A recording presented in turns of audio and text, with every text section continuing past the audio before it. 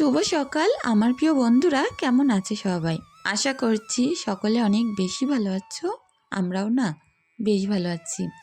ভারতের ছোট্ট একটি গ্রাম থেকে আমি রূপা, ব্লগার রূপা চ্যানেলে সকলকে স্বাগত জানিয়ে আজকের ব্লগটি শুরু করছি।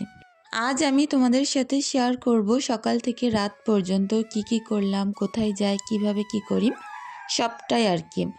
আমার মতো একটা সাধারণ গৃহিণীর একদম সারা দিনের কাজকর্মের রুটিনের থেকে শুরু করে কোথায় ঘুরতে গেলাম। আর প্রত্যেক দিনই কিন্তু আমরা কাজ করতে করতে অনেক হাঁপিয়ে যাই। তখন সন্ধ্যায় গিয়ে যদি একটু রিল্যাক্সের জন্য সামান্য একটু ঘুরতে বার হওয়া যায়, মনটা কিন্তু ভালো হয়ে যায়। তো আজকে বলতে পারো হাজব্যান্ড আমাকে একটু ঘুরতে নিয়ে বেরিয়েছিল।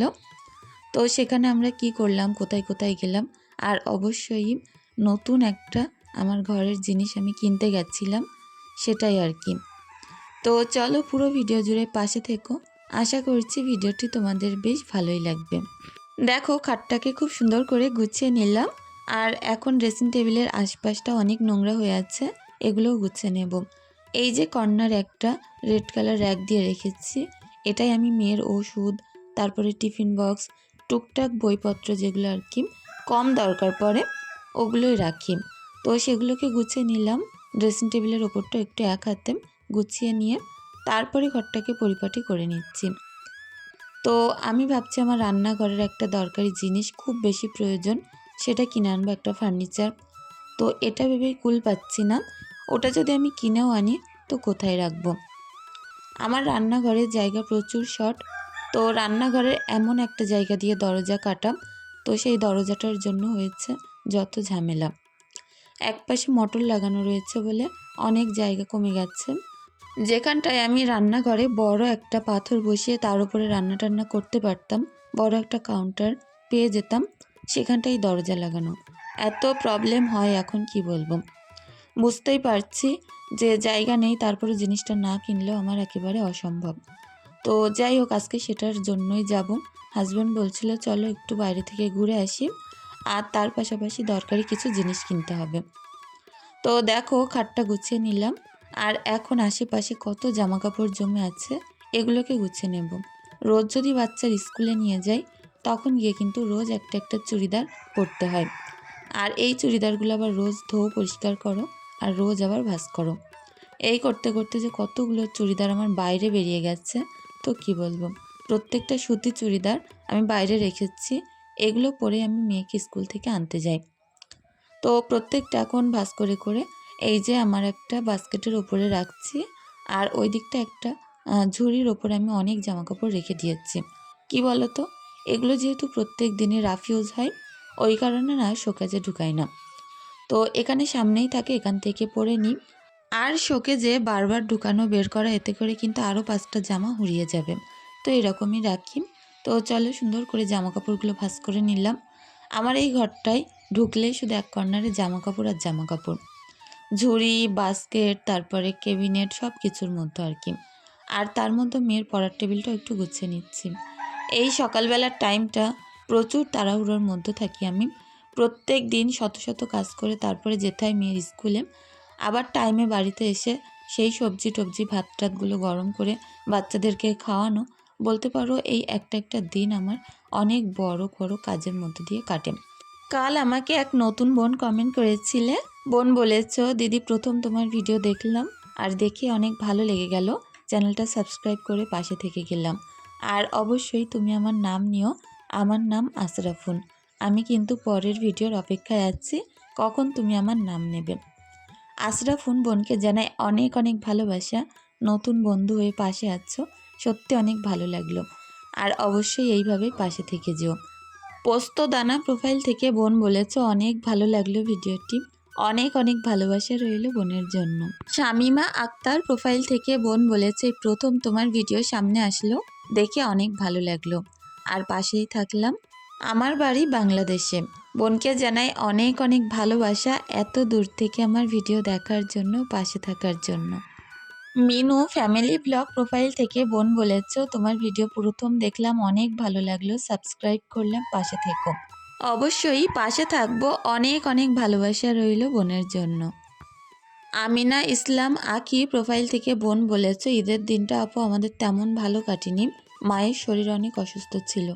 তোমার মায়ের জন্য অনেক দোয়া ভালোবাসা রইল, তাড়াতাড়ি উনি সুস্থ হয়ে উঠুক। সাথী বোন বলেছ, ভিডিওটা অনেক ভালো লাগলো, রুমগুলো অনেক গোছগাছ আর আশপাশটাও অনেক সুন্দর, কথাগুলোও খুব ভালো লাগলো।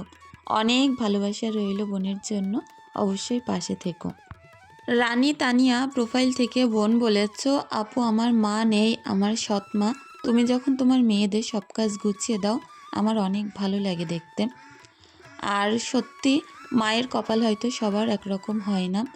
যাই হোক, যার মা নেই কিংবা মা থেকেও হয়তো নেই, তো তারাই একমাত্র জানে যে মায়ের কষ্টটা কী।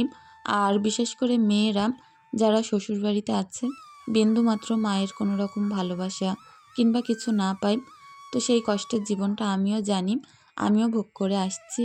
যাই হোক, বোনের জন্য অনেক ভালোবাসা রইল, এভাবে পাশে থাকার জন্য আর এত সুন্দর একটা কমেন্ট করার জন্য।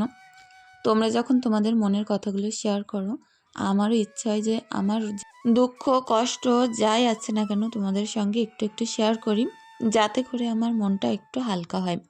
অনেক ভালো লাগলো কমেন্টটা পড়ে।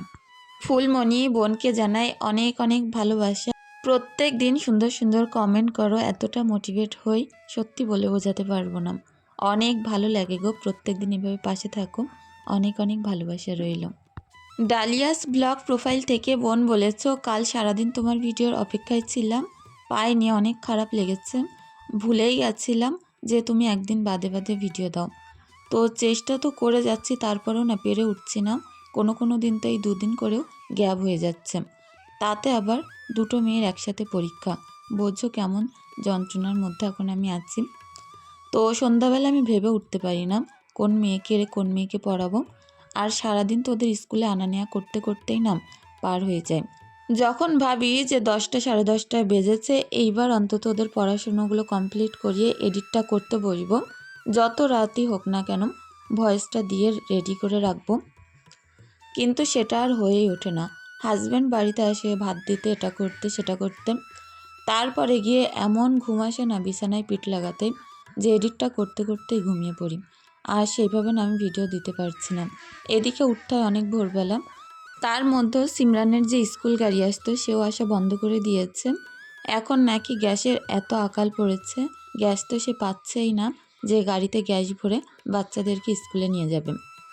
তো সে বলছে এর মধ্যে এখন আর আসতেই পারবে না, পরীক্ষা পড়ছে, তা পরীক্ষা পর্যন্ত আসতে পারবে কি তার ঠিক নেই। কী যে একটা সমস্যা আছে তোমাদের বলে বোঝাতে পারবো না। প্রত্যেক দিন 2টো মেয়েকে 2 জায়গায় স্কুলে নিয়ে যাওয়া, তো অনেক দূরে দূরে, আবার তাদেরকে নিয়ে স্কুল থেকে আসা, বলতে পারো একটু তো কষ্ট হয়েই যাচ্ছে। তার মধ্যে আজকে সারাদিন যা গরম পড়েছে না, একদম জীবন বেরিয়ে যাচ্ছে। তো এই যে গ্যাসের আকাল, এই সময় যে কী করব বুঝতে পারছি না। গ্যাসও জেলে যে তাড়াহুড়ো করে 2টো রান্না করে স্কুলে যাব সেটাও করতে পারছি না। যত কষ্টই হোক উনানেই রান্না করতে হচ্ছে, আর এই গ্যাসের আকাল যে কবে ভালো হবে তার ঠিক নেই। আমার গ্যাসটা তো অনেক দিন হয়েছে বুকিং করা আছে, এখনও পর্যন্ত দিয়ে যায়নি। তো জানি না কী হবে, অল্প একটু গ্যাস আছে, সেটাই এখন টুকটাক রান্না টান্না টিফিন তৈরি করা এগুলো করছি, বড় রান্না করতে তো ভয় লাগে। আরেক বোন কমেন্ট করেছে, বোনের নাম আমার নাম একই, তো যাই হোক বোনের নাম রূপা, বোনকে জানাই অনেক অনেক ভালোবাসা। বোন বলেছে অবশ্যই আমার নামটা নিও, অনেক ভালোবাসা রইল বোনের জন্য। তো যাই হোক, হাজব্যান্ড এদিকে মাছ ধরে দিল। আমার মেয়ে আজকে 2-3 দিন ভালোভাবে ভাত খেতে চায় না, ঈশা যেহেতু প্রচুর মাছ প্রিয়, তো ওই কারণে হাজব্যান্ড ঘুম থেকে উঠেই না আগে মাছ ধরে দিল। তো সেই মাছগুলোকে আমি ঢেলে গুছিয়ে রাখলাম, এই কাজগুলো করে বাচ্চাকোটা করে নেব, তারপরে দেখি টুকটাক রান্না টান্না করব। তার আগে ভাবলাম উনানটাকে লেপে ঠিকঠাক করে নিই, যেহেতু উনানে রান্না হবে। উনানটা ফেটে চোটে একদম চারিদিক যাতায় অবস্থা হয়েছে, তো সেই কারণে লেপে মুছে ঠিকঠাক করে না নিলে রান্না করতে গেলে একটা অস্বস্তি বোধ হবে। যে কোনো জিনিস দেখবে তুমি যদি টিপটপ করে গুছিয়ে করা শেখো, সেইটা কিন্তু তুমি আর পরে যতই শরীর খারাপ থাক যাই থাক না কেন নোংরাভাবে তুমি আর করতে পারবে না, কিংবা নিজে অপরিষ্কার পরিচ্ছন্ন থাকতে পারবে না। তো এই ল্যাপা উনানে রান্না করতে করতে এমন একটা অভ্যাস হয়ে গেছে, উনুনটা যদি হালকা ফেটে চটে যায় মনে হয় আগে সেটা ঠিক করব, তারপরে সেখানে রান্না করব। যাই হোক, কৃষ্ণা ফ্যামিলি ব্লগ প্রোফাইল থেকে বোন বলেছ, সিমরান নামটা আমার খুব পছন্দ হয়েছে দিদিভাই, আর সিমরান নামটা খুব সুন্দর। অনেক ভালোবাসা রইল বোনের জন্য। আর সত্যি সিমরান নামটা আমার হাজব্যান্ড পছন্দ করে দিয়েছিল। তো ওই সময়টায় এত আমার পছন্দ হয়েছিল নামটা, কি বলবো। একটা আনকমন ছিল, কিন্তু এখন দেখবে সিমরান নামটা একদম অতিরিক্ত হয়ে গেছে। পাপড়িস লাইফস্টাইল প্রোফাইল থেকে বোনকে জানাই অনেক অনেক ভালোবাসা। সুন্দর মতামত দিয়েছ, আর সত্যি আমার মতামতের সঙ্গে তোমাদেরও যে অনেক পছন্দ হবে আমি ভাবতে পারিনি। অনেক অনেক ভালোবাসা রইল বোনের জন্য। জেসমিন সুলতানা প্রোফাইল থেকে বোনকেও জানাই অনেক অনেক ভালোবাসা। আর বোন বলেছে, আমরা পুরনো বলে কি আমাদের ভালো লাগে না?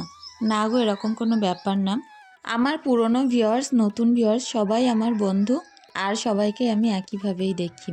যাই হোক, বোন বলেছে ঘরের একটা জিনিস আসলে, শখের জিনিস, সেটা ছোট হোক কিংবা বড়, অনেক আনন্দের হয়। সত্যিই গো, কখন মনে হয় সেটা গোছাবো, সাজাবো, তার মধ্যে জিনিসপত্র রাখবো, মনের মধ্যে এরকম একটা আনন্দ কাজ করতে থাকে। তো অনেক ভালো লাগলো কমেন্টটা পড়ে। ভালো থেকো। সুস্মিতা সেন প্রোফাইল থেকে বোন বলেছ, বাড়ির পরিবেশটা খুবই সুন্দর। অনেক অনেক ভালোবাসা রইল বোনের জন্য। জ্যোৎস্না কারিগর প্রোফাইল থেকে বোন বলেছ, ঈদ কেমন কাটলো অবশ্যই জানিও। আমাদের কিন্তু বেশ ভালো কেটেছে। ঈদ চলে গেছে তো মন খারাপ হয়ে গেছে। হ্যাঁ গো, একটা দিনই সামনে থাকলে কত আনন্দ লাগে যে কবে ঈদ আসবে, কবে ঈদ আসবে। আর ওই দিনটা চলে যাওয়ার পরে সবার আবার মন খারাপ হয়ে যায়। তো অনেক ভালো থেকো, অনেক দিন পর কমেন্ট করলে ভালো লাগলো। আর ফার্স্ট কমেন্ট করেছো, বোনকে জানাই অনেক অনেক ভালোবাসা। এদিকে উঠোনটা পরিষ্কার করলাম, আর রান্নাটা এবার চড়িয়ে দেব। তার জন্য আমি সসপ্যান বসিয়ে দিয়েছি আগেই, মাছটা ভাজবো বলে। তো চলো, পাটকাঠি দিয়ে উনানটা ধরিয়ে নিলাম। আর এখন পাতা দিয়ে রান্নাটা শেষ করব। যেহেতু বাড়িতে অনেক নারকেল পাতা হয়ে গেছে, এগুলোকে জাল দিয়ে শেষ করতেই হবে। তো নারকেল পাতা কিন্তু বেশি দিন পড়ে থাকলে পচে যাবে, নষ্ট হবে, তারপরে নিচে পোকামাকড় হবে। ওই কারণে উঠোনটা পরিষ্কার করার আগে দরকার। কাঠগুলো গুছিয়ে রাখছি, বর্ষায় জাল দেব। আর যত পাতালতা আছে এগুলোকে আগে জাল দিয়ে শেষ করে ফেলবো, উঠোনটা পরিষ্কার থাকবে। কাঠগুলো না একটা মাচান করে নেব, ওখান থেকে নিয়ে নিয়ে বর্ষায় যাতে জাল দিতে পারি। একটাই চিন্তা, এখানে উনানে বৃষ্টি হলে প্রচুর পানি পড়ে, উনানটা তো ভিজে নষ্ট হয়ই, তার সঙ্গে উঠোনে যেহেতু পানি উঠে যায় আমাদের, তো একদম পুরো উনানের ভিতরে কিন্তু হাবুডুবু পানি থাকে।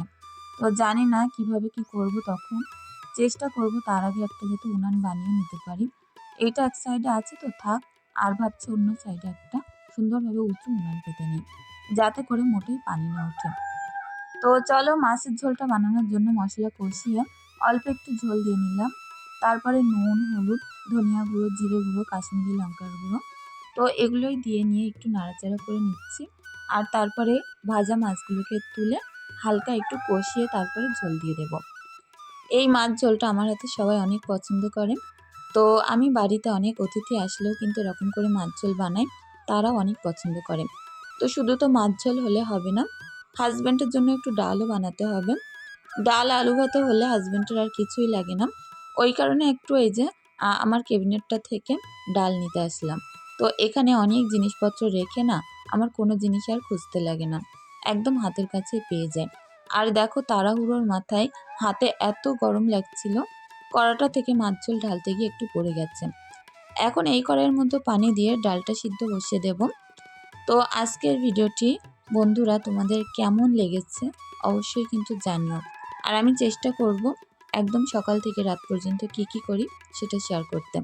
সমস্ত রান্না বান্না গুটিয়ে গাঠিয়ে স্কুলে চলে এসেছিলাম, মেয়েকে ক্লাসে ঢুকিয়ে দিয়ে দেখো এখন আমাদের বাচ্চাদের গার্জেনদের কেমন মিটিং চলে, খাওয়া দাওয়া চলে। প্রত্যেক দিন বাড়ি থেকে কেউ না কেউ কিন্তু কিছু না কিছু অবশ্যই আনে, আর প্রচুর আনন্দ হয়। ওখান থেকে ঈশাকে স্কুল ছুটি হয়ে গেল, বাড়িতে আনলাম। হাজব্যান্ড সন্ধ্যেবেলা আমাদেরকে নিয়ে একটু ঘুরতে বেরিয়েছে। আমাদের এখানে অনেক সুন্দর একটা দোকান আছে, তো এটা আমাদের বাজারে এই দোকানটা। ঈশার জন্যই বোতল নেব বলে দেখছিলাম, ঈশার পছন্দ হচ্ছিল না, তো সিমরানকে একটা কিনে দিলাম। আর ঈশা বলছিল স্টিলের বোতল নেবে, তো তেমন ভালো কোম্পানি পাচ্ছিলাম না এখানে বলে নেইনি। এমনি দোকানে গেলে স্টিলের ভালো মিল্টনের কিন্তু বোতল পাওয়া যাবে, তো দেখি বাইরে থেকেই নিয়ে নেব। হাজব্যান্ড আমার জন্য একটু মুড়ি মশলা এনে দিল। কেনাকাটা কমপ্লিট করে আরও একটা জিনিস কিনেছি, যেটা বাড়িতে যখন আসবে তোমাদের সাথে তখন শেয়ার করব। তোমরা আন্দাজ করো রান্নাঘরের জন্য কী কিনেছি, ছোটোখাটো হলেও অনেক কাজের। তো যাই হোক, মুড়ি মশলা এনে দিয়েছে, আমি গাড়ির ভিতরে বসেছিলাম আর খাচ্ছিলাম। চলো বন্ধুরা, আজকের ভিডিওটি এখানেই শেষ করছি।